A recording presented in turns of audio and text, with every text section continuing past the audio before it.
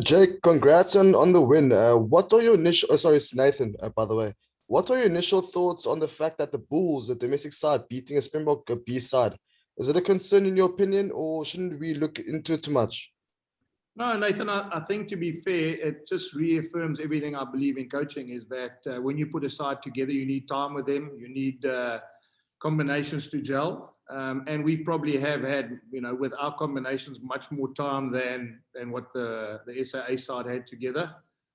So I mean, I suppose that was always expected. It was about whether or not they could gel quickly, and whether or not we could rely on, as I said, on the time that we've been together. And you could see at the end there, we were obviously a lot more, I suppose, composed by the fact that that group of players had played together, whereas the group that ended for the SAA side was literally a new group of players.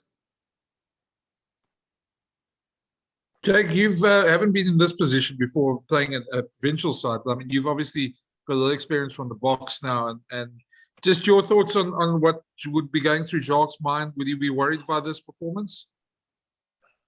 Brendan, no. Look, I mean, I think it takes it into context. I don't think this performance, just like last week with the British and Irish Lions losing to SAA, the test series is very important. I just spoke to Morné Steyn. He came to our change room and he said this is what they needed. They needed a team to front up physically. They needed a team to play a certain way. And I thought we did those two things really well, Brendan. We played a different style to what we usually play in the Currie Cup. We try to do a couple of new things that they obviously haven't seen. And then, I think the forwards pack, and a lot of, like I think last week, Brendan, a lot of guys asked me, you got great backs, what are you going to do with your young forwards? And I thought that they really fronted up nicely today. So, I mean, I don't think, as I said, that there's any indication of what the test series will be like next week. Jake, you've been in the same position, an erstwhile World Cup winner. What goes through your mind when this happens, and taking in consideration what you've just said, being beaten by a franchise, the team that you work with to support and to make your options available for next week? Just elaborate a little bit. What would go through your mind? And I know that you haven't been in this situation when you were a national coach. The mind, Simon, you're talking about from the national perspective or from me as a provincial coach? Both, if you don't mind, please. Look, I mean, for me as a provincial coach, I'm very, very happy. I mean, I think that, I say that not from the result point of view, but the way we played, I'm very happy with the way we came back. I mean, anyone who watches rugby, those sort of games you put in your memory bank, and we put Jan Hendrik at hooker, incredible pressurized time for him to come on. And I know I'm not singling him out, but those are the sort of things you want to give players. You want them to be in those pressure situations, and to get that scrum and then get a turnover at the end there, is for any player a massive boost to his confidence and also to his learning. So from my point of view, very happy with what we've done. Some young players, I mean, Steenkamp and FC playing on the wing there. I mean, and then he was at fullback. And so I think the learning from a Bulls point of view is invaluable. From a Springbok point of view, I don't think, and I know you guys would want me to say there's a crisis and and then there'll be headline news at the box. But the box needed a hit out. They needed to give some guys game time. There's absolutely no indication of what happened today that will happen next week. Next week starts from zero. So it's like a little bit later, the Stormers play against the Lions. Again, that result is meaningless in terms of the bigger picture, because next week, when they pick their test sides, then the real action will start, Simon. So from a Springbok point of view, I mean, no one's ever going to remember, friendly games or warm-up games. They're going to remember the test series, whether it was the 1974 Lions or whether it was, the 1980 Lions or whether it was the 97 Lions and the 2009 Lions. The end of the day is about winning the series. So, Simon, I would say that the Springboks would still be focusing, and quite rightly so, on what happens next Saturday. Jake, not to sound like a broken record here, but you must be quite happy that you didn't put the coach's curse on your fly half. Yeah, geez. I mean, I mean, I told you in that press conference, he's an unbelievable rugby player. I say it to you, and I get so scared because I don't want him to leave us, but my job is to produce Springboks and to get guys in the national setup. And you saw today, I mean, that's the first time he's played with this group of players, first time he's played with those nines. And, you know, when you're the general and you get a new nine every, you know, to play with you, and then another second nine, and then, you know, outside backs he's never played with before, when he still looks as though, you know, he knows what's going on. He made one or two mistakes, which I suppose is normal. But I mean, to have him, you know, he breaks the line, he's quick, he kicks well, you know, he defends, you know, really bravely. And you're right, I was scared to give him the curse because I didn't really want him to try and do everything on his own, because I told all the players, not prover. This is not prover for you to prove a point. And I thought he was outstanding. So, yeah, Heinz, I always say, you know, when you have a great 10, and he proved it today, when you've got a really good 10, you can play rugby. And that's why I suppose we were so lucky that we could vary our game. You know, it wasn't the same Bulls mauling and the Bulls scrumming. It was a little bit of moving the ball around and trying to do things a little bit differently to what we've been doing the last year.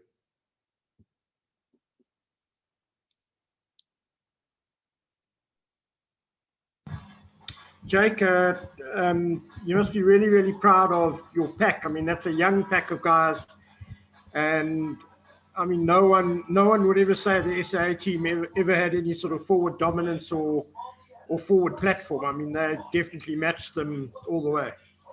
Yeah, Ken, as I said earlier, I'm very excited about the fact that we tried different combinations, and the forward pack are young. You look at a guy like Ruan Nokia's young, and Morne Smith young. I mean, Jan Hendrik Wessel's young. You know, even a guy like Gerard Steenkamp isn't an old seasoned prop forward. So, yeah, to have them, and then Via Steenkamp, who's a youngster, I mean, just come out of under 21s, Miller Ace, who's also just graduated out of the junior ranks, is fantastic for us. So, yeah, it's all about creating some depth. It's all about you know, getting some players to play in different combinations, and I'm really happy that forward pack, you know, we're able to play, and I'm stressing it again, Ken, play a different kind of game to what we've been doing before. You know, there was a lot of times we got caught behind the scrum trying to move the ball away, and I thought Yakurana was outstanding there by reading the situation.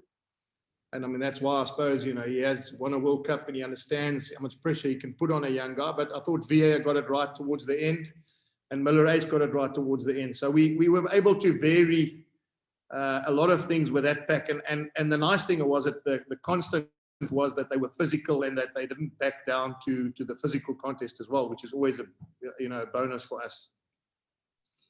Jack, I was just wondering if I could perhaps get some input from you on one of your real unsung heroes. I mean, you've mentioned, you know, how well the pack played as collective, and I think that's undeniable. But a guy like Johan Grobbelaar, you know, comes on, you know, in the right place at the right time for that second try, you know, 2 turnovers. You know, he really has become, you know, like a real unsung hero of your pack. Yeah, he has, Heinz. And to be fair, he's also a youngster. He's also just graduated out of the juniors. I think that one thing I have learned is that front row of Gerard Steenkamp and Grobbies and Morne Smith have excelled as a combination as well. That's why it was easy at halftime to bring on the props and play them together, because it goes hand in hand with what I said earlier. When you've got a combination working and you can keep them together, the more they play together, the more they understand each other. So it's not only the fact that he's that he's good at the breakdown. It's also the fact that he's getting a better understanding, even in the scrumming and in the set pieces. You know, he's throwing. I know he lost one line out there, but you know that's improved significantly as well, because the more he plays with guys like Walt and Ruan and those sort of players, I'm sure the better he's going to become.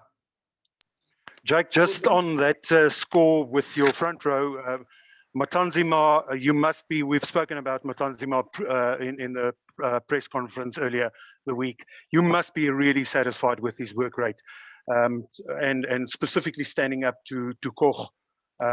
Just your version on that, please. As I said, Simon, he did Achilles, and I was probably not fortunate enough to see him from the beginning, and he's come in as a late, obviously a late addition to our squad. Even though he has been signed with us, he's basically now starting to play rugby week in and week out. So very happy. I mean, he scrummed against Vincent Koch, who's been phenomenal, not only in the Springbok jersey, also for Saracens. So, I'm sure the learnings he would have got today, not only the running around and the pressure he got on his carries, because let's be fair, one thing about the Springboks, they've got incredible line speed, and they're very, very good at keeping you out. So he would have felt the pressure of carrying into a wall like they do in South Africa. But I think more importantly for me is that the learnings he got today, scrumming wise, against a guy like Vincent Koch, who, as I said, has been around and has learned lots playing in the Northern Hemisphere. Following up on the line speed remark that you've just made, Jake, that must have been a learning curve, and that's obviously the difference between franchise rugby and international rugby. I suppose that this has been a tremendous learning curve for your squad based on that.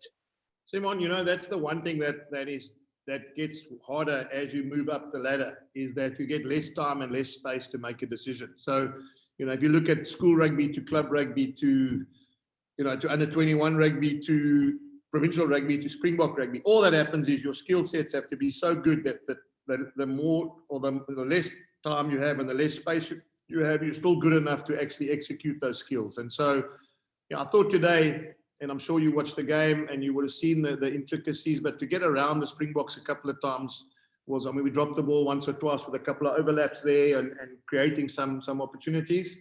We got a great understanding about, you know, how you can beat the line speed, you know, and that's why, you know, it's going to be good for us, because when teams do play like that against us, whether they, you know, overseas based teams or Currie Cup teams, we're not going to get too many better lessons than what we got today in that first sort of 40 minutes, because they came at us, you know, we were camping on their try line, we just couldn't break their defensive line, you know, and I thought in the second half when we made a couple of changes and we spoke a little bit at halftime, we started to get a little bit more space on the edges, and then, you know, once we got around them, then we could keep the ball and build some pressure. So yeah, Simon, it's a great learning curve for us to play against a team that defends as aggressively and as you say, with a great line speed, because we got just reward at times, you know, and that is always going to be nice, because our skills are getting better.